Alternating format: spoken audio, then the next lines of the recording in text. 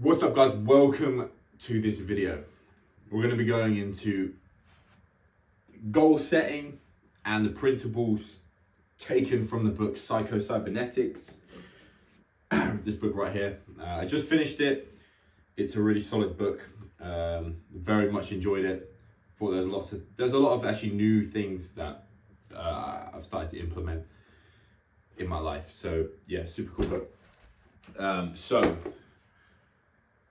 The main premise of the book is based around a plastic surgeon who would take people who had facial injuries or have certain facial ailments that prevented them from being confident, from having high self-esteem, from doing the things they wanted to do in their life. And what he would find is, as soon as he would repair their face, all of a sudden these people had a new capacity to go out and do the things they wanted to do.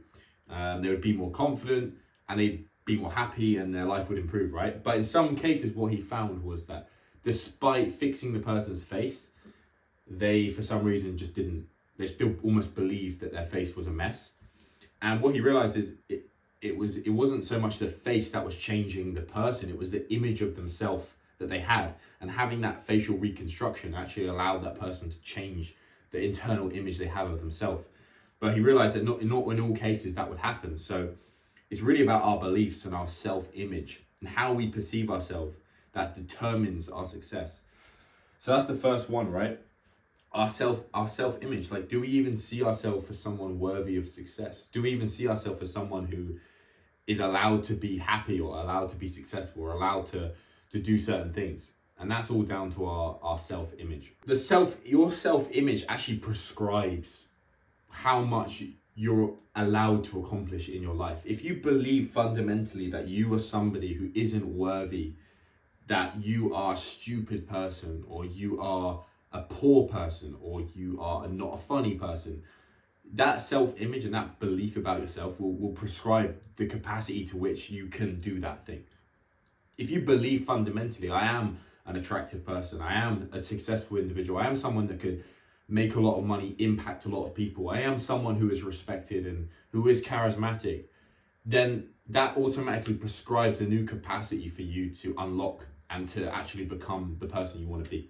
So next up is the success mechanism. Now, this is really probably the main thing that this book outlines.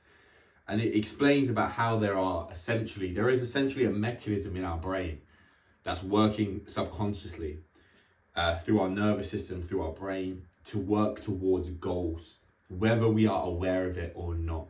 And depending on what we feed our brain, depends on what kind of goals we're working towards. So without you realizing, if you're thinking negative things, you're thinking about all the bad possibilities that are going to happen and stuff, this mechanism is actually working towards creating that goal to happen.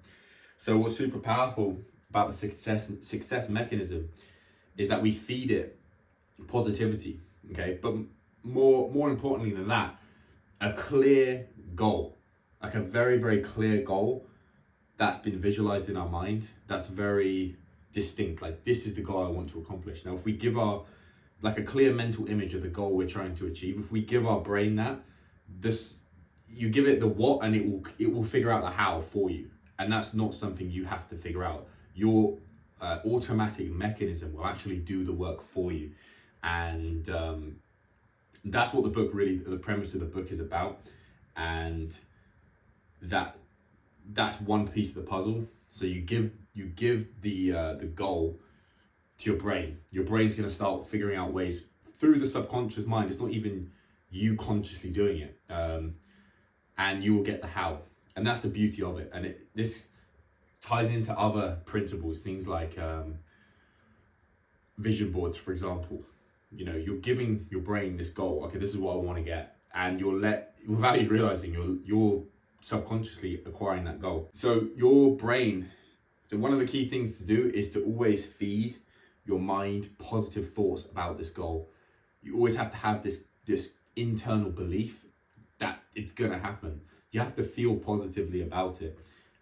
If you don't, that can effectively mess up the process. When we're actually on our way to this goal and we're working towards it, right? We've got the clear mental image of what we want, but we're working towards it. What we have to understand is that negative feedback is what's necessary in order to acquire that goal. A lot of people in life, they take on a thing they want to accomplish and they fail, they make mistakes, and they give up because they believe because they're making mistakes that they're doing it wrong. In actuality, these mistakes are completely necessary to actually acquire that goal. A torpedo, for example. A torpedo runs off a positive and a negative feedback loop. If the torpedo is on course to its target, it doesn't do anything. It continues to replicate what it's doing, right? Because if it's not broken, don't fix it. It's going the way it wants to go. However, if that torpedo then is receiving negative information, like a negative feedback loop of, oh, we're actually not on course to the target, it will take that data and it will course correct so that it does then realign itself. And this is the exact same principle we as humans do. Like our brain does this, right? It's always course correcting ever so slightly to get us to the desired goal that we're trying to accomplish, right? And that's the thing that people don't realize. They think, oh, because I made a mistake. You need to realize that every mistake you make is leading you closer towards the goal that you're trying to accomplish. But finally, one of the last things to talk about the success mechanism is the fact that when you have this clear mental image of the goal that you're trying to obtain, one of the most important things is to believe that that goal is already here. It's already in existence. You've already obtained it. A lot of people do things like affirmations. You'll notice that in the affirmations, they'll say, I am so pleased that I have received this, even though it's not quite happened yet. And that belief is incredibly important to actually obtaining that goal, because it's almost like that positive feedback of giving your brain those positive insights and having the actual belief that it will truly happen is incredibly important for the success mechanism. Next one is breaking false beliefs. So we're all being hypnotized without us realizing it or not, and we somewhat hypnotize ourselves in many cases to believe we are X or we are such and such, and we have this what we call limiting beliefs, right?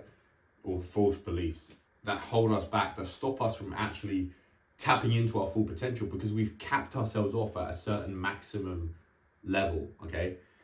In the book, it talks about a salesman who, he calls himself a $5,000 salesman or something like that. That's I don't know if that's per month or if that's per year or whatever, but he gets 5K and that's his cap point, and he's identified himself as a $5,000 person.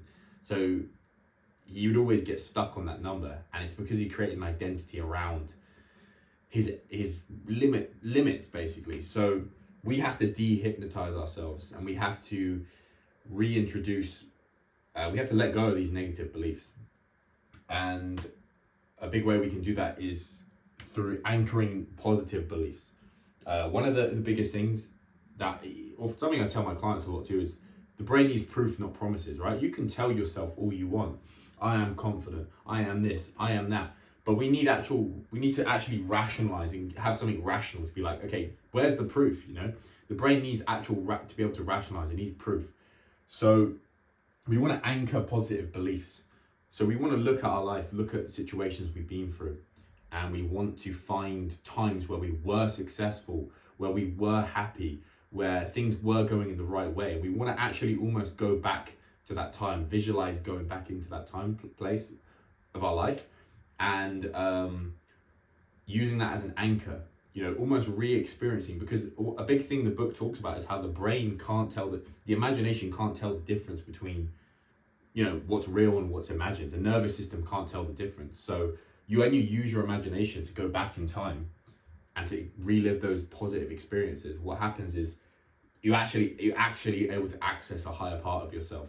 And the more we do this, the more we retrain our mind, the more we, those negative experiences we had, they have no purpose. They serve absolutely no purpose. They should be completely discarded from your mind. You guys all know what I'm talking about. Like, maybe you got rejected, maybe someone insulted you. erase those things from your mind. They are not relevant, and the more weight you give them, the more negative effect that's going to have on your life. You have to disregard them, and you have to focus on the positive, and focus and look at the positive things that happened, the times where you were complimented, the times where you did something well, the times where you're in that flow state, the times where you achieved something. Always use those as your references, and what that's going to do is that's going to start allowing your brain to function in the way you want it to. That then leads me on to the next key principle in the book is relax into success. It's a similar concept to the book Letting Go by Dr. David R. Hawkins, a book I really enjoy, and was a big kind of wake up call for me, was the fact that, like, why does success have to be hard? Why do we associate in the Western world success? Why do we associate hard work, suffering? I mean, okay, of course hard work, but why do we associate suffering and pain and all these negative emotions to acquiring success? Why is that a belief system we created? Why can't success just be easy? Why can't it be effortless? Why can't it be fun? And something kind of outlined in the book is, you know, for example, like these kind of limiting beliefs, or maybe these habits or bad addictions that you're dealing with in your life. Did you get there through willpower and struggle? No, you didn't. You know, you typically end up in these situations just without willpower. They just kind of happen, right? So we have to reverse engineer that to relax our way into success, you know? So it's about having that clear mental image of what we're trying to accomplish, and then putting in the work in a relaxed state. Something really important that the book talks about. Not only that, when you're breaking these false beliefs, it's very difficult for the body to experience negative emotions when it is in a relaxed state. You know, any kind of negative emotion or painful experience is happening when your body is tense, when there's a lot of tension, right? So the more we can get our bodies into a relaxed state, the more we can start reprogramming our minds and bringing us more towards and anchoring more towards the positive beliefs that we experience. So that's a huge thing. And one other thing as well is, one of the cool things talked about is, like, if you're trying to break a habit, right? So, you know, a few of you guys probably follow me for the whole no fat thing. If you're trying to break a habit, and let's say you are doing no fat or semen retention, right? What he says in the book is, if you do the habit that you're trying to break and you fall back into the habit, right? Let's say you end up going and relapsing. As long as you hold in the mental image of where you're trying to go consciously whilst doing the bad habit, it has an extremely powerful effect. You still are able to break free. Like, there's a very powerful effect that happens when you're still holding in that positive mental image of what you're trying to achieve whilst doing a bad habit. It leads to that bad habit. Like, you're still in the process of healing from that bad habit, is what I'm saying. Like, you haven't relapsed in the same way. And I've seen this with my own clients too. So that's super fascinating. Finally, one of the other things to do with relax into success is be present. You know, a big thing is guys will be so worried about, oh man, like, I could be doing this, I could be doing that, or tomorrow I need to do this, and they're just constantly worrying, and they're judging themselves, you know, and they're like comparing themselves to others, and as a result, they get no work done. You know, they make no progress, they get no work done, nothing really seems to move forward. And really the key is to relax, have that goal in mind. And in the book, it actually specifically says, a big thing with goal setting is people say you want to have a specific deadline. But in this book, it says don't necessarily do that. It says just have the goal, have the clear mental image of the goal, and then just do the work. You know, it's not like the law of like this thing where this thing just manifests out of nowhere. You have to put the work in, right? To get this thing to move forward. But in the meantime, your subconscious mind is taking care of a lot of the pieces and giving you the how-tos. So yeah, that's a big thing, is just being present and just doing the work, and stop worrying about tomorrow. The more you worry, the more you focus on the negatives, the more likely those negative things are going to actually happen. Finding happiness in all things. We are not disturbed by the things that happen in our life, but more our reaction of it, you know, our reaction to it, how we respond to it. That's really what causes negative emotions. So finding happiness in all things is all about always sticking to the positive, right? There is a direct correlation between people that experience happy, positive emotions and that are also successful. The more you're experiencing negative emotions, the less successful you're going to be. It's just as simple as that. We vibrate higher, our frequency is higher, we attract better people, better things into our life when we are on a higher vibration, right? So that's a very clear thing. It's shown that people that are more optimistic, more cheerful, are much more successful.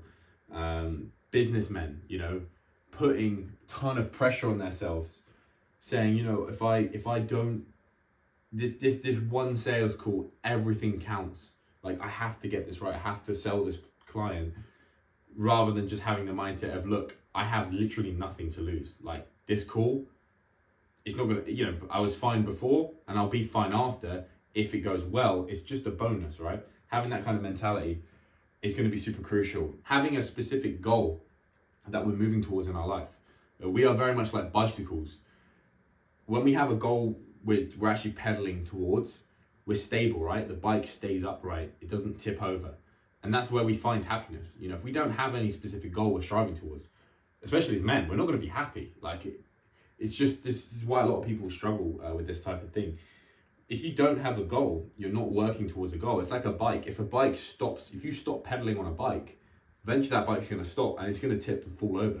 And that's what a lot of people experience, in the sense that they don't have that goal, and as a result, they become unhappy because they're not striving towards anything. So having an actual goal allows you to strive towards where you're trying to go.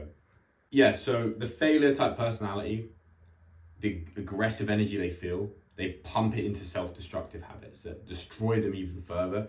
Whereas the success personality puts that energy into a worthwhile goal and channels that energy, which is super important.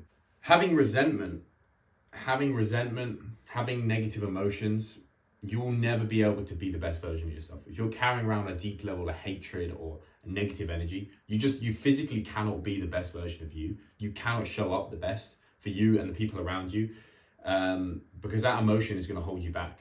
It's a low frequency, it's a low vibration, and you're not going to attract good and positive things in your life from that space. Not only that, feeling a sense of emptiness is a big sign that you're not living creatively, right? You're not, you don't have a goal to yourself that's actually important enough to you. And as a result, you feel a sense of emptiness. It's a poor self-image, because you haven't allowed yourself, you haven't given yourself the permission to actually go out and get the things you want to get and achieve the things you want to achieve. And as a result, you feel empty as a result. So you have to fix that self-image. But, I'll take too long on this. But to conclude, finding happiness in all things, a big key component of the book. The moral of the story is positivity breeds more positivity. The general thesis in not only this book, but in the books like the Bible or books like As a Man Thinketh is The Secret is what you think becomes your reality. Your thoughts create your reality. As a man thinketh, so is he. If you think positively, you're going to attract more positive things to your life. If you think negatively, it's like a boomerang. Like, you think negative thoughts, they're going to come out and they're going to come back at you. So it's really important to always strive to maintain a positive outlook on everything. Discard negative things, discard traumas, do the healing, do the work, but always focus, always strive towards those positives. I'm going to just take what I took from this part of the book. So real personality and inhibition, right? We experience a lot. We've all experienced this, a sort of, you're around a certain type of people, maybe it's your friends, maybe it's your family, and you can be funny, you can be relaxed, you can have a good time. And then at certain types of people that you perceive as more of a high status or whatever to you, you end up becoming kind of shut down and you don't really know how to act, and you become you have a certain type of inhibition where you can't act the way you want to act. So an interesting thing in the book references is kind of like shadow boxing. So in boxing, which is something I used to do, you shadow box, right? You almost imagine you're in a fight. Like, you create in your head this scenario of you being in a boxing match. And basically what the book explains is, when, let's say you didn't do any shadow boxing, you get chucked into the ring, you don't know what to do. Like, you just get, you don't have anything you're in a state of crisis, you don't have anything to kind of work with, right? But what shadowboxing is it's doing this thing in a safe environment where there's no consequences. And what you're doing is you're building all these neural pathways. You're building these, it's like you're collecting up data So when you are in that crisis, your mind can use that data like there and then. So this can be applied to different things like public speaking. You know, you could put a room and create fake people and talk to them. And just doing that alone is really powerful, because it's an important type of practice that when you're actually in the situation, your brain can use that imagined experience to your advantage, which is super cool and interesting. So it's something you'll have to read yourself in the book, but you can use that in your own life. And yeah, your real personality. Typically what's the inhibition that's created is overthinking. You know, it's it's overthinking. Our mind is overcompensating, and as a result we experience this kind of inhibition, like in the sense that, you know, if I said to you, do something, and you've done it 1,000 times, let's say, I don't know, I can't think of anything on the top of my head, stick a needle through a hole, let's say. In your own room, no one's watching, easy, you do it. But when there's 1,000 people watching you and there's that pressure on you, it's like all of a sudden there's so many things going on. So one of the things to like acquire your real personality, and this is something that's a principle in other aspects of life too, is, and it's a quote I've always liked, is take so much action it overwhelms the thinking mind. Just take a ton of action. You know, the more action you're taking, the more doing you're doing, the more you're going to tap into that real personality, and you're going to start letting go of those inhibitions, because they are all they're all formulated through your mind. Like, that's your own worst enemy. And then the final thing is, I've written it as the winner effect, because the book, The Winner Effect, but it's that winning feeling. You know, it's the more wins you get, the more you win. You know, the rich get rich, the poor get poorer. It's the same principle. So get those wins under your belt, and again, anchor them. You know, anchor them, have them in your mind, always refer back to them. But not only that, it's like a wave of momentum. And that's kind of what the winning feeling is. And that's a super important key thing. It's similar to fighters. They would put them up against opponents that they know they could beat. So their first 3 fights, they won. So it builds that confidence. That's really what that's all about. But yeah, not only that, one last thing is if you set a goal that's so out there, let's say I want to make $1 million, I want to be a millionaire by the end of the month, completely unrealistic. You're going to start associating negative thoughts to that goal. You're going to think to yourself, fuck, like, you're going to start thinking negatively, because subconsciously you know that goal isn't possible, and those negative emotions are going to hold you back from even having a chance to accomplish that goal. Whereas if you set a goal that's much more tangible, much more realistic, you're going to feel, as long as you're putting the work towards it, you'll start going to feel very positive, enthusiastic, encouraging emotions to that goal, because you actually know you can actually hit it. And that's the important thing. It's really about picking our goals very specifically, listening to our intuition and thinking, what is actually right for me? A book, The Way of the Superior Man, says, lean into your edge, you know, and just slightly over, you know, just where it's slightly more difficult. You know, you go into the gym, you can't just go and pick up the heaviest weights. You have to work your way up. You have to gradually load up. And if you are overshooting and you're struggling on a certain weight, maybe you need to drop the weight down a bit. So that's really what this winner effect, winning feeling is. It's getting those wins under your belt, experiencing the wins by taking the right action and setting ourselves the right goals. Cool. So that is the video today. Psycho-cybernetics, the book. I finished the book. I think it's a cool book. So I thought I'd make a little short video. I hope there's some value you've got from this. If you have, go ahead and subscribe to the channel. And there's going to be some more content coming out soon. So I hope you enjoyed the video, guys. And I'll catch you in the next one.